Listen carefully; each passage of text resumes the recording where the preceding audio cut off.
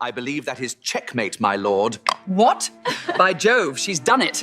Well played, girl. Very well played indeed.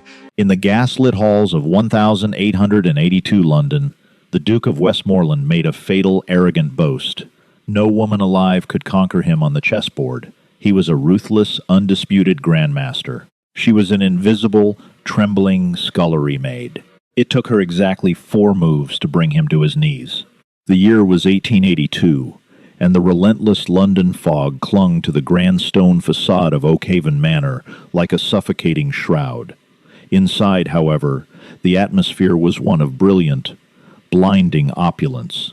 Crystal chandeliers cast a warm golden glow over the Duke of Westmoreland's annual winter gala. George Pennison, the 7th Duke of Westmoreland, stood at the center of the drawing room, a glass of expensive French cognac resting loosely in his right hand. He was a man carved from marble and privileged, tall, broad-shouldered, with piercing slate-gray eyes that seemed to constantly calculate the weaknesses of everyone in the room.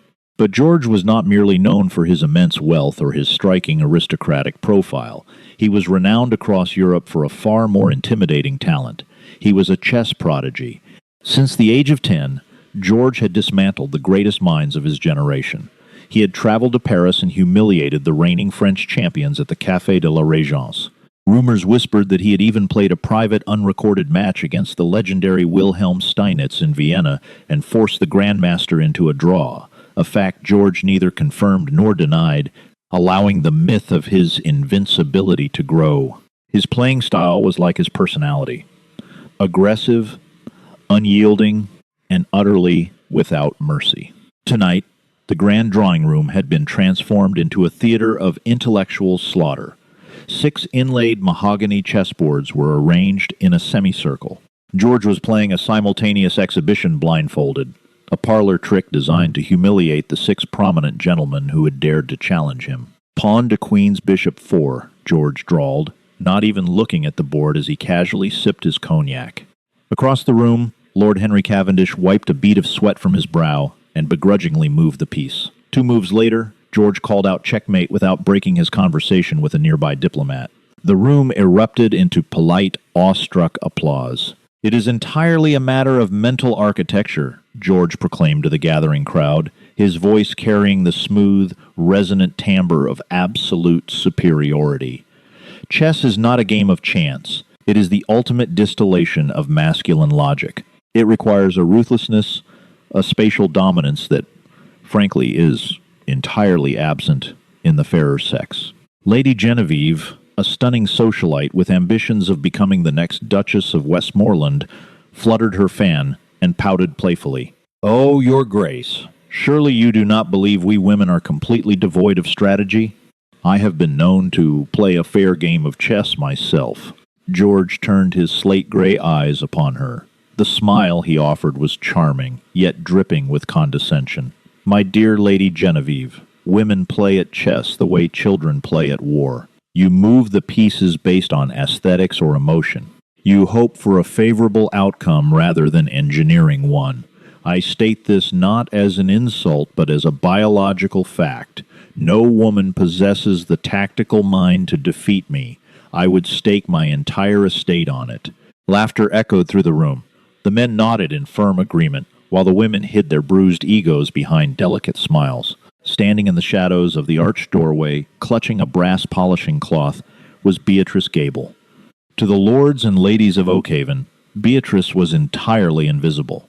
She was a maid, a creature of the lower floors, dressed in a starched, faded gray uniform and a stark white apron. Her dark chestnut hair was pulled back into a severe utilitarian bun, and her pale, heart-shaped face was usually kept bowed toward the floorboards she spent hours scrubbing. She was 21 years old, soft-spoken, and possessed a quiet, almost unnatural stillness.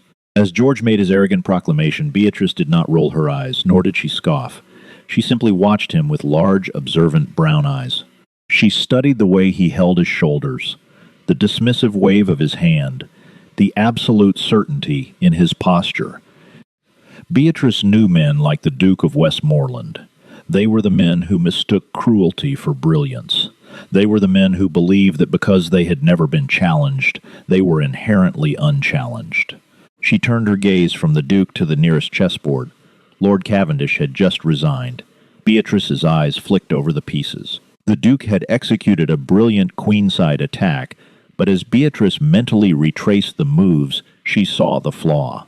Had Lord Cavendish simply sacrificed his knight 3 moves earlier, he would have collapsed the Duke's entire pawn structure and forced a stalemate. It was an elementary defense, a maneuver known as the Morphy parry. He leaves his king vulnerable when he goes on the offensive, Beatrice thought quietly. He is so eager to kill, he forgets to build a fortress. You there? Girl? Beatrice snapped back to reality. Mrs. Hughes, the terrifying head housekeeper of Oakhaven, was glaring at her from the servants' corridor. What are you doing idling about? Mrs. Hughes hissed, grabbing Beatrice by the elbow. The guests will be retiring to the dining hall shortly. I need you to clean the library grate, sweep the hearth, and polish the tables. And do not touch the Duke's things. Do you hear me? If you so much as disturb a single paper on his desk, you will be out on the London streets by midnight. Yes, Mrs. Hughes, Beatrice whispered, keeping her head bowed. As she hurried toward the library, carrying her bucket of ashes and her polishing rags, Beatrice's mind drifted away from the harsh reality of her servitude. She closed her eyes for a brief second, imagining the 64 squares. She didn't need a physical board. The grid was permanently burned into her mind, a secret sanctuary where the rules of class, wealth, and gender did not apply. In the kingdom of chess, a pawn could bring down a king. To understand Beatrice Gable, one had to understand the tragedy of her father, Thomas Gable. Before the crippling grip of tuberculosis and the devastating allure of the gin bottle took him, Thomas had been a formidable chess scholar. He had never possessed the wealth to compete in the grand international tournaments, but in the dimly lit taverns and underground chess clubs of working-class London, he was known as the Professor. He had taught Beatrice to play before she could read. Look at the board, Bee, her father would cough, his thin fingers trembling as he moved a wooden rook. Never look at what your opponent is doing right now. Look at what he must do 3 moves from now. Most men play the man sitting across from them. A master plays the board. Thomas had owned one prized possession, a magnificent hand-carved ebony and ivory chess set, supposedly a gift from a Russian diplomat he had once defeated. It was the only thing of value they had. When Beatrice was 16, her father, desperate and sick, had entered a high-stakes match against a wealthy nobleman. He had wagered the chess set against a sum of money that would have bought his medicine. He had lost. The nobleman, who had coldly taken her father's prized possession and left him to die in poverty, was none other than the late 6th Duke of Westmoreland, George's father.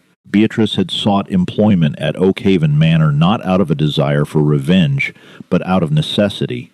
She was starving, yet being in the house of the men who had ruined her father was a daily, bitter pill to swallow. The library of Oakhaven was a massive 2-story cavern lined with thousands of leather-bound volumes. In the center of the room, positioned near the roaring fireplace, sat the Duke's private chess table. It was a masterpiece of mahogany and silver, and sitting upon it was the very ebony and ivory chess set that had once belonged to her father. Every night, after the Duke retired, Beatrice was tasked with cleaning the library, and every night she would find the board set up in various complex configurations. The Duke used the quiet hours to study legendary matches or to compose chess puzzles. Tonight, as Beatrice quietly swept the ashes from the hearth, she approached the table. The Duke had left a game in progress. White, the Duke, was dominating. Black's king was cornered, trapped behind a wall of white pawns and a menacing pair of rooks. A small leather-bound notebook sat open next to the board. Written in the Duke's elegant, sweeping handwriting was, Mate in 5, unsolvable for Black. Beatrice leaned on her broom, her eyes scanning the board. The firelight flickered against the beautiful ivory pieces her father used to let her polish. The Duke was right. To the untrained eye, Black was doomed. Any move the Black King made would result in a swift execution by the White Queen. It was a beautifully constructed trap, brutal and suffocating. But Beatrice was not an untrained eye. She was her father's daughter. She stared at the board for 5 minutes, the silence of the library broken only by the ticking of the grandfather clock. She visualized the branches of possibility, tracing the invisible lines of attack and defense. The Duke had focused all his energy on the inevitable checkmate, but in doing so, he had overextended his bishop on the far side of the board. It was a microscopic weakness, a hairline fracture in a fortress of steel.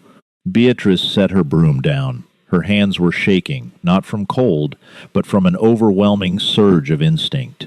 She knew Mrs. Hughes would fire her if she was caught touching the board. She knew the Duke would have her arrested. But the puzzle was begging to be solved. She reached out, her rough, calloused fingers gently grasping the Black Knight. She did not defend the king.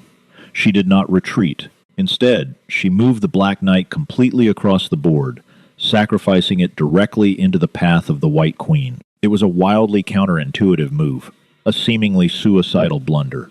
But if White took the knight, it would open a diagonal for the Black Bishop, creating a discovered attack that would instantly shatter White's entire defense and turn the tables in a single stroke. Black would not be checkmated in 5. Black would win in 3. Beatrice placed the piece down on the new square. She picked up her broom, grabbed her bucket, and slipped out of the library like a ghost. The following morning, the manor was thrown into an uproar. George had entered the library after breakfast, intent on finishing his puzzle. When he saw the board, he froze. His slate-gray eyes widened. He sat in his leather armchair, staring at the Black Knight. He mentally played out the sequence. If he took the knight, he lost. If he ignored the knight, he lost. His perfect, unsolvable checkmate had been dismantled by a single, brilliant sacrifice. "Who is in here?" George bellowed, his voice echoing through the corridors. Within minutes, Lord Cavendish, half-dressed and clutching a cup of tea, was dragged into the library. "Did you do this, Henry?" George demanded, pointing a trembling finger at the chessboard. Henry blinked sleepily at the board. "Do what, George?"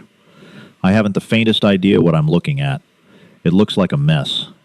"It is not a mess," George shouted, running a hand through his perfectly styled hair. "It is a stroke of absolute, maddening genius. Someone bypassed the outer guards, compromised my queen, and completely inverted the pressure of the board. Who else was in the manor last night? Which of the grandmasters stayed behind?" "No one, George," Henry said, looking at his friend with concern. "They all returned to their hotels in the city. You and I were the last ones awake." George's jaw tightened. "Someone moved this piece, and whoever it is, they possess a mind that rivals my own. I will find them." For the next week, a bizarre game of cat and mouse played out in the shadows of Oakhaven Manor. George, obsessed with the Phantom player, began leaving increasingly complex mid-game scenarios on the board before he went to bed. Each morning, he would return to find a single black piece moved, completely destroying his strategy. He left a Sicilian defense trap. The Phantom dismantled it with a brutal pawn sacrifice. He left a legendary Morphe endgame. The Phantom countered with a quiet, devastating king maneuver. The Duke was losing his mind. His arrogance was cracking, replaced by a feverish, burning curiosity. He interrogated the footmen, the valets, even the groundskeeper. None of them knew a rook from a bishop. Beatrice, meanwhile, lived in a state of quiet terror and exhilarating thrill. She knew she was playing with fire. Every night she swore she would walk past the board and ignore it. But every night, the puzzle called to her. It was a silent conversation between her and the most arrogant man in England.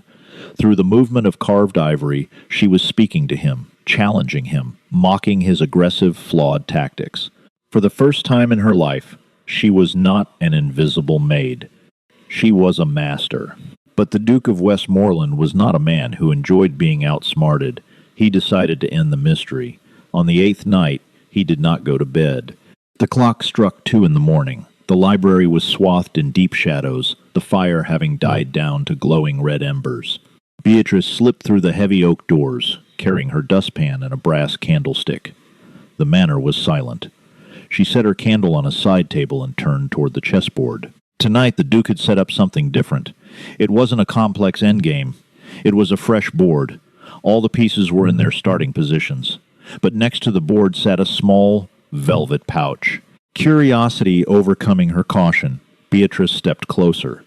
She reached out and gently opened the pouch. Inside were 3 gold sovereigns, more money than she made in 6 months. A rather generous wager, wouldn't you agree? Beatrice gasped and dropped the pouch, the gold coins clattering against the mahogany table. From the dark corner of the library, the heavy leather wingback chair slowly swiveled around. George Pennison sat there, dressed in a silk dressing gown, his eyes gleaming in the dim light. He looked like a predator that had finally cornered its prey. Beatrice's heart hammered against her ribs. She immediately dropped to her knees, bowing her head so low it nearly touched the floor. "Forgive me, Your Grace. I was only coming to clean the grate. I didn't mean to pry." George slowly stood, his tall frame casting a long, imposing shadow over her. He walked toward the table, his footsteps completely silent on the Persian rug. He looked down at the trembling maid, taking in her faded dress, her calloused hands, the cheap scuff of her boots. "Get up," he commanded. Beatrice slowly rose, her legs shaking. She kept her eyes glued to his silk slippers. "Look at me," he ordered. She raised her head, meeting his intense slate-gray eyes. She expected to see fury. Instead, she saw profound, bewildered fascination. "I have spent a week interrogating barons, lords, and scholars," George said softly, his voice a dangerous purr. "I assumed one of my rivals was sneaking into my home to mock me. Never, in my wildest, most fevered dreams, did I imagine that the phantom who dismantled my king's gambit was a scullery maid." He paused, stepping closer. "It was you, wasn't it?" Beatrice swallowed hard. Her throat was bone dry. She could lie. She could deny it, and pray he believed her. But as she looked past him, at the ebony and ivory chess set that had once belonged to her father, a sudden spark of defiance ignited in her chest. "Yes, Your Grace," she whispered. "It was me." George let out a sharp, breathless laugh. He ran a hand over his face. Incredible. A parlor maid playing grandmaster-level variations. How? Who taught you? "My father, Your Grace. Thomas Gable." George frowned, searching his memory. "Gable. The name means nothing to me. He played your father, Your Grace, 10 years ago. He lost everything he had, including that board you play on." George looked at the chess set, then back to Beatrice. The amusement faded from his face, replaced by his customary cold arrogance. The revelation of her identity seemed to reawaken his aristocratic pride.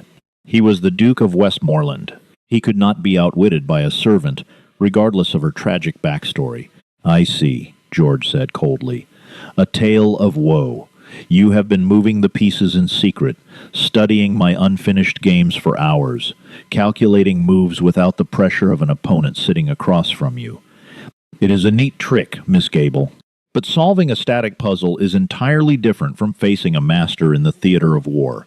I recall telling my guests last week that no woman possesses the tactical mind to defeat me. I stand by that statement." Beatrice's hands clenched into fists at her sides. "With respect, Your Grace, your puzzles were flawed. You attack with brute force, but you leave your flanks exposed. You play as if you believe your opponent is already afraid of you." The silence in the library was absolute. George stared at her, his eyes narrowing into dangerous slits. No one had ever spoken to him with such insolent critique. "Sit down," George whispered, pointing to the chair opposite the board. Beatrice hesitated. "Sit down," he barked, the sheer force of his command making her jump. "You claim my tactics are flawed? You believe you have the intellect to sit across from a duke and challenge him? Prove it." Beatrice slowly moved to the chair and sat on the edge of the leather cushion. She looked at the board. She was playing black. "If you lose," George said, taking his seat across from her, his eyes locking onto hers, "you will be dismissed from this house immediately, without a letter of recommendation. You will never find work in London again." Beatrice looked at the gold sovereigns on the table. "And if I win?" George scoffed, a genuine mocking laugh escaping his lips. If you win, Miss Gable, if you win, you may take the gold, and you may take your father's chess set. Beatrice took a deep breath. The fear that had paralyzed her moments ago began to recede, replaced by the cold, calculating calm she always felt when the game began. She wasn't a maid anymore. She was the professor's daughter. "Begin your grace," she said evenly. George smiled a wicked, predatory smile. He decided he would not just beat her, he would humiliate her. He would crush her so quickly, so decisively, that she would never dare to touch a chess piece again. He would use a hyper-aggressive, unorthodox opening, a variation of the king's pawn meant to instantly paralyze an amateur. Without breaking eye contact, George moved his king's pawn forward 2 squares. 1, e4. Beatrice did not blink. She instantly mirrored his move, bringing her own pawn forward to challenge the center. 1, e5. George's smile widened. Typical. Predictable. He decided to employ a reckless, arrogant gambit. He would draw her out, sacrifice a piece of his own pawn structure, and expose his queen early to terrify her. He moved his bishop's pawn forward to f4. It was the king's gambit, a highly aggressive, romantic opening designed to tear open the board immediately.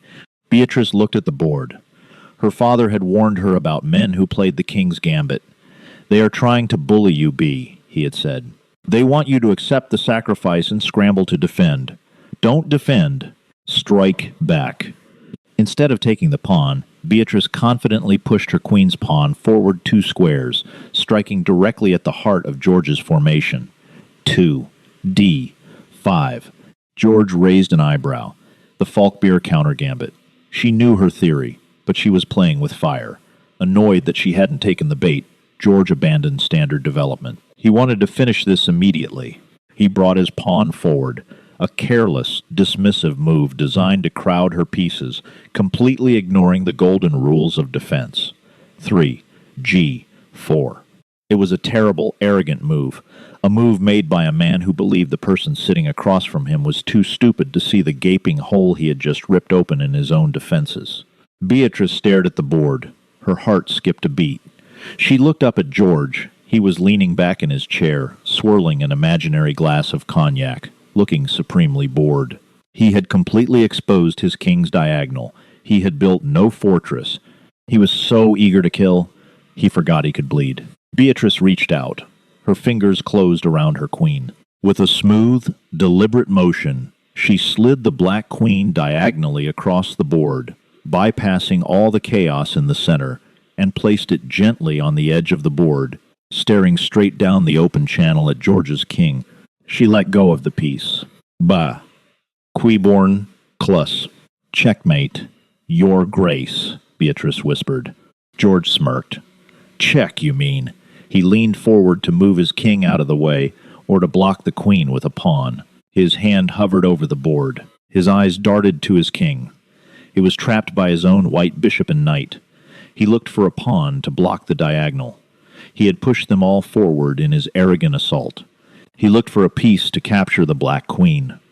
There was nothing. The color completely drained from George Pennison's face.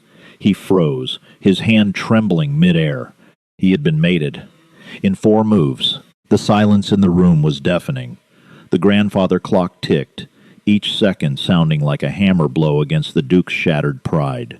He stared at the board, his brilliant, calculating mind desperately trying to find a way out, a hidden rule, an impossible escape, but there was none. The math was absolute. The geometry was flawless. The scullery maid had not just beaten the Grandmaster, she had slaughtered him. Beatrice sat perfectly still, her hands folded in her lap, watching the realization wash over the most powerful man she had ever met. For what felt like an eternity, the only sound in the cavernous library of Oakhaven Manor was the ragged, shallow breathing of the Duke of Westmoreland. George's eyes remained locked on the board, specifically on the Black Queen that had just orchestrated his absolute ruin. He mentally retraced the 4 moves, searching desperately for a flaw in the physics of the game, a loophole in the ancient rules. There was none. He slowly lifted his right hand.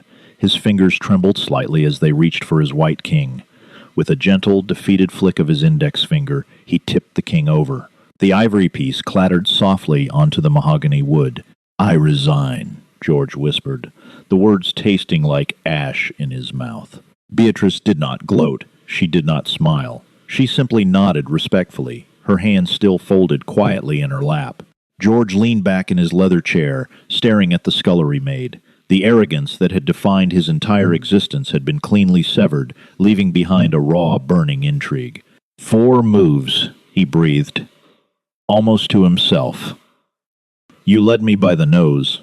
You knew I would play the king's gambit, and you knew my pride would blind me to the flank. My father called it the fool's mate. Your grace," Beatrice said softly. "It only works on an opponent who is too eager to destroy, to remember to defend." George winced at the undeniable truth of her words. He stood up, towering over the table once more. But the menacing aura was gone. He reached for the velvet pouch of gold sovereigns and tossed it gently onto Beatrice's side of the board. "The gold is yours, Miss Gable," George said, his voice stripped of its aristocratic drawl, replaced by a quiet, dangerous sincerity. "And the board, you won them fairly. I expect you will be packing your bags this morning?" "Yes, Your Grace," Beatrice replied, standing up and clutching the heavy pouch of gold. It was enough money to rent a respectable flat in the city, to buy warm clothes, to never scrub a hearth again. "A pity," George mused, snapping the wooden box shut and sliding it toward her, "because in 3 months' time, the Great London Chess Tournament of 1883 will commence at the Victoria Hall. The finest minds in the world will be there. Wilhelm Steinitz, Johannes Zukertort, the very men I have boasted I could defeat." George stepped closer to her, his slate-gray eyes locking onto hers with a sudden fierce intensity. "Zukertort plays exactly like you do, Miss Gable. He plays the board, not the man. He waits for his opponent to overextend, and then he breaks them. If I play him as I played you tonight, I will be humiliated in front of the entire continent." Beatrice clutched the wooden box to her chest, her heart racing. "Why are you telling me this, Your Grace?" "Because," George said, a sudden sharp smile cutting across his aristocratic features, "I have never been defeated, and I find that I despise the sensation. But more than that, I despise the thought of losing to Zukertort. You are going to help me beat him." Beatrice took a step back, her eyes widening. I am a maid, Your Grace. I don't belong." "You were a maid," George interrupted seamlessly. "As of this moment, you are my private tactical consultant. You will be given a guest suite on the 2nd floor. You will dine at my table. You will receive a salary that quadruples the sum in that pouch, and we will play chess for 5 hours every single day until I can break your defenses." Beatrice stared at him, dumbfounded. The sheer audacity of the proposition was staggering. In 1882, a duke simply did not elevate a servant to the drawing room, let alone treat a woman as an intellectual equal. "The household will not accept it," Beatrice warned, thinking of the terrifying Mrs. Hughes and the snobbish Lady Genevieve. "There will be a scandal." "Let them scandalize," George declared, his eyes flashing with a renewed different kind of fire. "Let society whisper. I care nothing for the opinions of lesser minds. I care only for victory. And you, Beatrice Gable, hold the key to it. Do we have an agreement?" Beatrice looked at the beautiful chess set in her arms. She thought of her father, dying in a cold, damp room while high society men paraded their unearned intellects. This was her chance to step out of the shadows. This was her chance to enter the kingdom of chess, not as a ghost, but as a queen. "We have an agreement, Your Grace," she said. The following weeks threw Oakhaven Manor into an unprecedented state of chaos. When Mrs. Hughes found Beatrice the next morning, wearing a tailored indigo day dress instead of a uniform, seated opposite the Duke in the sunlit conservatory, the housekeeper nearly fainted. The high society of London was equally scandalized. Rumors spread like wildfire. Lady Genevieve, upon visiting Oakhaven and finding George deep in a furious debate over pawn structures with his former scullery maid, stormed out of the estate and vowed never to return. But George was entirely oblivious to the social earthquake he had caused. He was consumed by the game. Their sessions were brutal, exhausting and entirely exhilarating. For the first time in his life, George was forced to earn every single square of the board. Beatrice was a ruthless teacher. She did not coddle his ego. When he made an arrogant, overly aggressive move, she punished him for it mercilessly on the board. "You are attacking with your queen too early, George," Beatrice chided one rainy afternoon in late April. The formalities had long since dropped between them in the heat of battle. "You are treating her like a battering ram instead of a commander. She is the most powerful piece on the board." "Beatrice," George shot back, running a frustrated hand through his hair. He looked nothing like the perfectly groomed aristocrat of a month prior. His cravat was loose, his sleeves rolled up, a smudge of ink on his cheek. Why hold her back? "Because true power does not need to constantly announce itself," Beatrice said softly, moving her bishop to block his attack. "True power builds a foundation so strong that when it finally strikes, the war is already over." George stopped. He looked up from the board, his eyes tracing the soft curve of her jaw, the fierce intelligence shining in her dark brown eyes. The air between them, usually crackling with intellectual combat, suddenly grew thick with something entirely different. He realized, with a sudden jolt, that he was no longer just fascinated by her mind. He was captivated by the woman herself, her quiet strength, her resilience, the way she fundamentally challenged everything he thought he knew about the world. He slowly reached across the board, his fingers lightly brushing hers as they hovered over a fallen pawn. "You are a remarkable woman, Beatrice Gable," he murmured, his voice dropping to a gravelly whisper. Beatrice's breath hitched. She looked into his slate-gray eyes, seeing the vulnerability he only ever showed her. But before the moment could fully ignite, the heavy oak doors of the conservatory swung open. Lord Henry Cavendish burst in, waving a telegram in the air. "George, the tournament bracket has been posted. Your first match is against the Russian champion, but your final draw, if you make it, is Johannes Zukertort." George's gaze lingered on Beatrice for a second longer before he withdrew his hand, his expression hardening back into the mask of the competitor. The great London tournament of 1,883 had arrived. The atmosphere inside the Victoria Hall was electric. Hundreds of spectators, journalists, and chess enthusiasts crowded the balconies, peering through thick clouds of cigar smoke at the row of mahogany tables below. It was the absolute zenith of the chess world. George had torn through the early rounds with a frightening newfound precision. The press noted a dramatic shift in his style. The Duke of Westmoreland, famously known for his reckless, bloody attacks, was suddenly playing with an icy, terrifying patience. He was building fortresses. He was sacrificing minor pieces to secure ironclad positional advantages. Now, it was the final match. George Pennison against Johannes Zukertort. Beatrice sat in the front row of the gallery, her hands nervously clutching the rail. She watched as Zukertort, a brilliant, stern-faced master, opened with the Ruy Lopez. George countered smoothly. For 4 agonizing hours, the two men engaged in a silent, grueling war of attrition. The board became a tangled knot of defensive lines and subtle traps.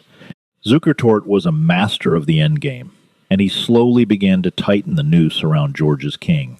By the 40th move, George was sweating. He looked at the board, and for a terrifying moment, the old, arrogant George flared up. He saw a risky, brilliant sacrifice. He could throw his rook into Zukertort's pawn line, shattering the defense and launching a mad dash for a checkmate. It was the kind of move the old duke would have made instantly. A crowd pleaser. A display of dominance. But it was a gamble. If Zukertort saw through it, George would lose instantly. George's hand hovered over the rook. He felt the weight of the thousands of eyes upon him. But then, he didn't look at the board. He looked up, past the ticking clock, past his opponent, up into the gallery. He found Beatrice's eyes. She wasn't smiling. She gave him a microscopic, almost imperceptible shake of her head. "Don't be the man they expect you to be," her eyes seemed to say. "Play the board. Build a fortress." George took a deep breath. He pulled his hand away from the rook. Instead, he reached for a humble pawn on the far side of the board and pushed it forward 1 square. A quiet, deeply defensive maneuver. A murmur of confusion rippled through the crowd. Even Zukertort frowned. It seemed like a wasted move. But as Zukertort launched his counterattack, the genius of George's quiet pawn move revealed itself. Zukertort's aggressive push walked him directly into a suffocating invisible trap George had laid 10 moves prior. The tiny pawn shift had perfectly blocked Zukertort's queen from retreating. Zukertort stared at the board. The color drained from the Grandmaster's face. He realized, with crushing certainty, that he had been outplayed not by aggression, but by absolute, impenetrable patience. Slowly, Johannes Zukertort reached forward and tipped over his king. The Victoria Hall erupted. Men threw their hats into the air. Journalists scrambled for the telegraph wires. The Duke of Westmoreland had defeated the greatest player in Europe. George stood up. He did not raise his arms in triumph. He did not gloat. He shook Zukertort's hand with genuine respect. Then, ignoring the swarming reporters and the congratulatory slaps on the back from Lord Cavendish, George walked straight past the tables, past the judges, and made his way to the gallery staircase. The crowd parted for him, murmuring in confusion as the Duke marched up the wooden steps. Beatrice stood frozen as George approached her. He stopped inches away, his chest heaving, his eyes shining with a brilliant, overwhelming light. "I built a fortress," George said softly, his voice cutting through the roar of the crowd. "You played beautifully, Your Grace," Beatrice whispered, tears pricking her eyes. George smiled, gently taking her calloused hands in his. "I played as I was taught, by the greatest mind I have ever had the privilege to know." Without caring about the hundreds of high society eyes watching them, George bowed his head and pressed his lips to the back of her hands, a gesture of absolute, public devotion. Then he turned to the crowd, raising Beatrice's hand high into the air.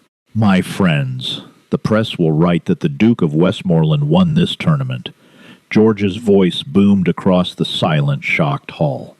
"But that is a lie. The victory today belongs to the brilliant tactician who taught me how to truly see the board. The daughter of the great Thomas Gable, I present to you, the true Grandmaster of England, Miss Beatrice Gable." For a moment there was stunned silence. A duke praising a former maid. It was unthinkable. It was a scandal that would rock London to its core. But then, somewhere in the back, Johannes Zukertort began to clap. Slowly the rest of the hall joined in, until the applause swelled into a deafening roar that shook the very foundations of the building. Beatrice looked out at the cheering crowd, then up at George, who was looking at her not as a duke looking at a servant, but as a man looking at his equal, his partner, his queen.